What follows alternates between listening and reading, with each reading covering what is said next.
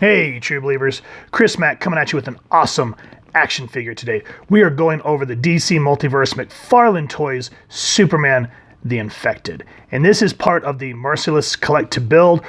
And I was really hesitant about this figure when I first saw it, but now that I have it with me, oh man, this figure is so awesome. I want to give a shout out to my buddy Isaac for hooking me up with this. Thank you so much, brother. You are awesome. If you guys want to pick this up, please first and foremost check with your local comic shop to see if they have it in stock. If not, it is available for pre-order on what is that called, Megaopolis. You can also get it at Dorkside Toys and Big Bad Toy Store. And if you don't have an internet connection, which, how are you watching this? You can also check at Target. So you can see here we get Superman there, we get McFarlane Toys up there, 22 points of articulation, moving parts. Love that DC logo. Superman, you get the Build-A-Figure collect to build thing there. You flip it around here to the side and you get the window, Superman, McFarlane Toys. Come around here and you see this from Batman Superman #2, plus the figures that you need to build this figure. So I'll make sure to get a close-up on that so you can pause it at your convenience. Come back around here to the side, and as I always say, I love that they put the name on the side so you know what you're looking for when you're out hunting. Back to the front. Nothing there on the top. Nothing really on the bottom, just the legal stuff. Who cares? But what we do care about, is this infected Superman an awesome figure or not? So let's get the Man of Steel out of the box and get a closer look at him. And here's our infected Man of Steel out of the packaging and just looking absolutely terrifying. I've messed around with this figure and I really like this piece. It's beautifully sculpted. The cape feels nice. Overall, in my opinion, just a great figure. There's some things because of McFarlane Toys that are kind of on my nerves. We'll get into that in a moment, but I just wanted to put him on the spinner and just look at how absolutely gorgeous this piece is. Now that we've done that, let's take him down and get a closer look at him. Backstory on the infected Superman. His first appearance in this look was in Batman Superman #2. The Batman Who Laughs infects Superman. Why? Well, the Batman Who Laughs, after his run, his 7-issue miniseries, he turns around and gets these batarangs coated with the same strain of Joker-toxin that created him. The reason he's doing this is that each batarang represented a different energy required for the portal to the dark multiverse to be opened. He does this by infecting 6 different heroes, and that's how we got the series The Secret 6. So it's an interesting concept. I got a little burned out afterwards. I felt like they should have made the Batman Who Laughed go away for like a year or two and then return to it, but this book came out like on the right after the Batman Who Laughs, so I was just like, nope, I'm out. But now that I've had some time, I'm kind of thinking about going back and reading it. If you guys have, let me know what you think about it. But that's kind of the backstory on the infected Superman. Now for the figure himself, the accessories he does come with, just like with the hands that he has right now, he comes with an open hand. So let's get a focus on that because it's all blurry and we don't like blurriness. It's not fun. So these, I like that, the skin tone looks good. It doesn't look wrong. And I like that they actually made sure to put like the veins and the musculature in the hands. The fingers are nice on this, and it just looks wicked when you put them on there. And what I like too is instead of having the little peg on the hand, the peg is on the figure itself, and you just slide it in there. And for me, that's a lot easier, and you're not having to worry about when you pull it out, yanking that little peg out. So that's my personal opinion. I think it looks good. So that hand's cool. The same with the fisted hand. They do the same thing about making sure that you can see the veins and the anatomy in the hands. And it's just overall well sculpted. I like that they make sure to give where the skin actually kind of folds up. Make sure to put the fingernail in there. So really well sculpted hands. So I'm glad that we at least get some options so you can make him look wicked. Now the next thing that he comes with, just like with every other multiverse character thus far, he comes with a stand, which when you're trying to do photography or you just want to put him on a stand, well, there you go, you got a stand. It was a little weird though because Superman is a flying character. You would have thought that they would have given you the flying stand like they did with Dawnbreaker, but I'm guessing the reason that they didn't do that is because this was part of the Merciless Build-A-Figure, so I bet you 10-1 it was budget. But you'd think that they would already have those printed, but c'est la vie. At least you get another stand so that you can use these for various reasons. So I'm always thankful to get a stand to put your figure on, especially when they're unruly about wanting to stand up. The last thing that he does come with, and I was actually able to get the trading card out. Yay! He comes with these trading cards, and I love having these cards. I think they're absolutely gorgeous. This is the cover to the Batman Superman #2 when he gets infected. There is a read-up on the back, so I'll make sure to throw it up over this so that you can read it at your convenience and check it out.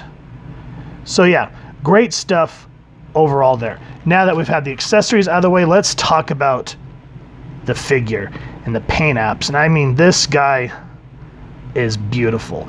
The one accessory that I wish that they would have given us is another head, because, you know, his cape, which is absolutely gorgeous. It's very soft, not enough coffee today, folks. But you can see how you can bend it like so. So you can get it in very different shapes. So I like that. And because it's tattered, it would have been cool to just get a regular Superman head so that you could interchange this and make this like a Doomsday battered Superman or something like that, or just battle tattered in general. So that would have been a very much welcomed addition, but c'est la vie. And as you can see, the Superman S is gorgeous. It represents what Superman is, and I'm glad that he has the trunks. Speaking of which, be careful, because to get his legs to kick up, you have to warm them up.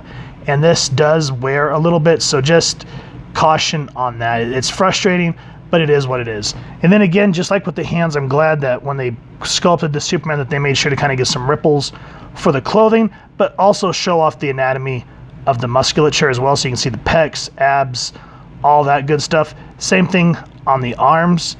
And then these hands sculpted just like the other ones that we just went over, so we're not going to go over that again. Love that it has the classic belt.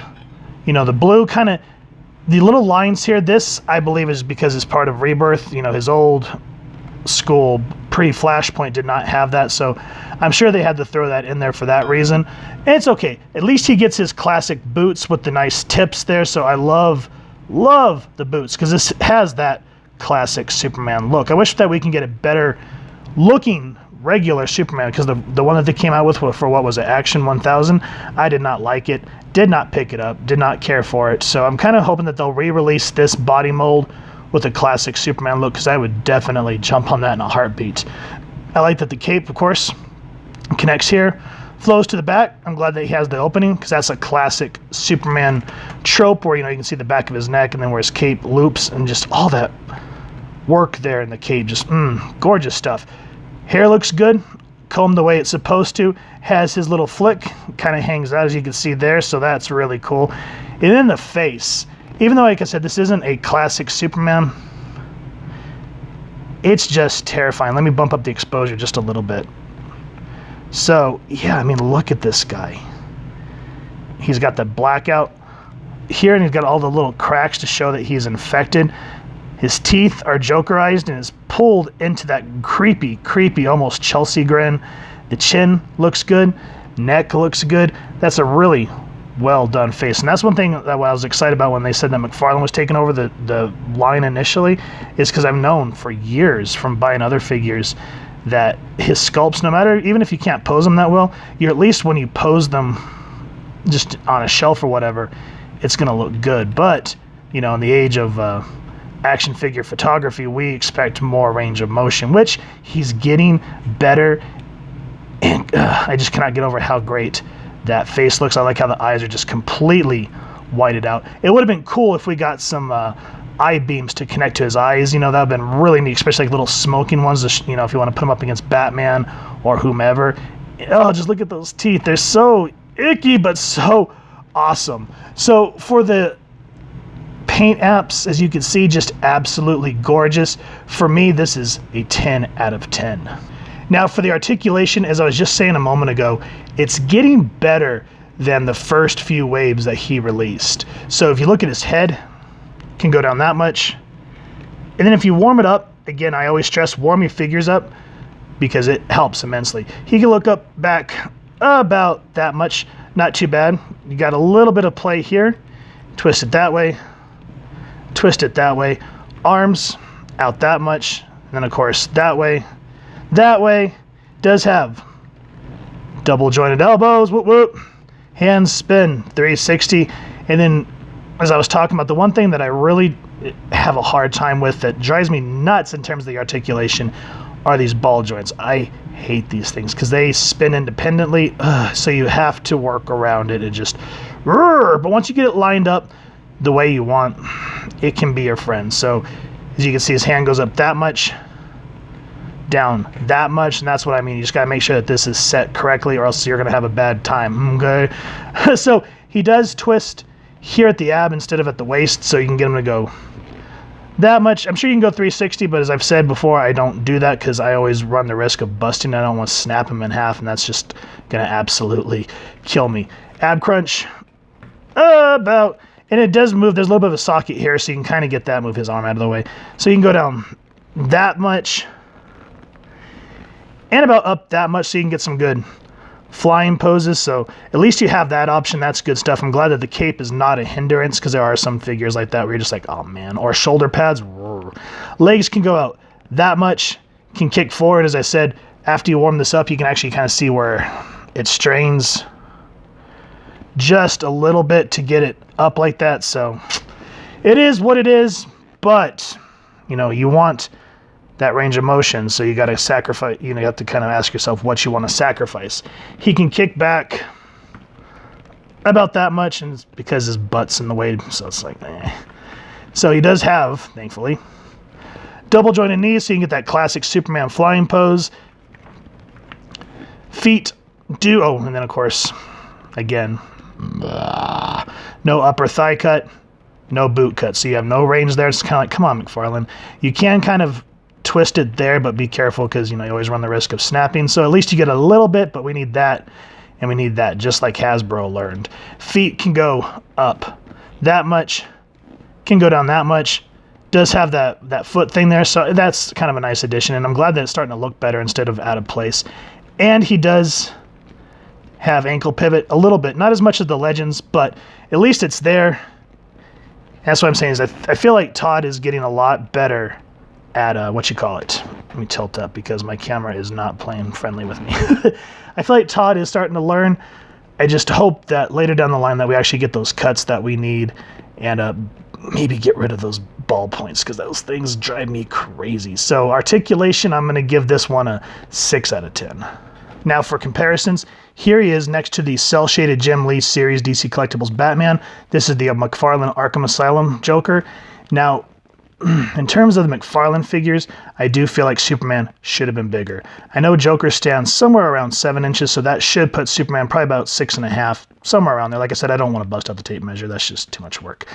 But I feel this guy needs to be bigger than this dude, because Joker does not tower over figures. So as you can see here, he does fit well with Batman, but against Joker, you're going to have to do some what is it called? Perspective if you want to do photography, and then you're going to have to probably put Joker a little bit back on a shelf if you're just going to display them. So even though that's kind of a for me, they still look gorgeous, and you put them up with this Batman, looks good. And to just add another figure, let's throw in the Mattel DC Multiverse Alfred. And Alfred, to me, I feel like he sits just fine. He's around 6 inches. So, because Alfred's just a regular dude. Though he should be the same size as Joker, because Joker is just a regular dude who's absolutely insane. But at least Superman kind of towers over him. So like I said, as long as you're creative, which is the important thing here when you're having fun, is have fun, be creative. I'm sure that you'll have a great time getting these guys set up the way you want them to look. I don't know. Do some configurations on your shelves or in your photography, and let us know. We'd love to hear your feedback down below. And then, of course, if you have any photography pieces, send us your links down below. Overall, this Superman is an awesome piece. Now, I wish that they would have given him a normal head. That way you kind of have like a battle-torn Superman, like if you want to put him up against a Doomsday. But, you know, it is what it is. The only other thing that really killed me with this figure was the regular McFarlane problems where, you know, you don't have the upper thigh cut or a boot cut. And of course the little, what are those things called? The little ball joints in the feet and the hands. You know, if you mess with them enough, they could be your friend. But overall, for me personally, they are my worst enemy compared to like posing a Marvel Legends figure. So I feel like McFarlane is really come leaps and bounds on what he's done with other, you know, his earlier figures from this DC license. And I hope that he eventually realizes that fans want the thigh cut and the boot swivel as well, so that you can get a more dynamic range. But, you know, you still see his trademark sculpting, and it's just absolutely beautiful, and it makes up for it absolutely well. So yeah, Infected Superman, highly recommend this figure. If you've enjoyed it, please first and foremost support your local comic shop and see if they can get it in stock for you. If not, then check out Walmart, Target, and then all the places online that we mentioned earlier in the review. Speaking of, if you've enjoyed the review, we really would appreciate it if you take a moment to hit like, share, and subscribe. Helps the club channel more than you could possibly know. And if you wouldn't mind hitting that fancy little super bell next to subscribe, that way as we continue to upload content, you guys will get notified. Come to the channel, and we love talking with y'all and hearing your feedback down in the comments below or on our social media pages, which I'll make sure to leave the links down in the description. So with all that said, thank you so much for stopping by. I hope y'all continue to have an absolutely amazing day reading. Hope you enjoyed the photo slideshow here at the end, and happy hunting, true believers.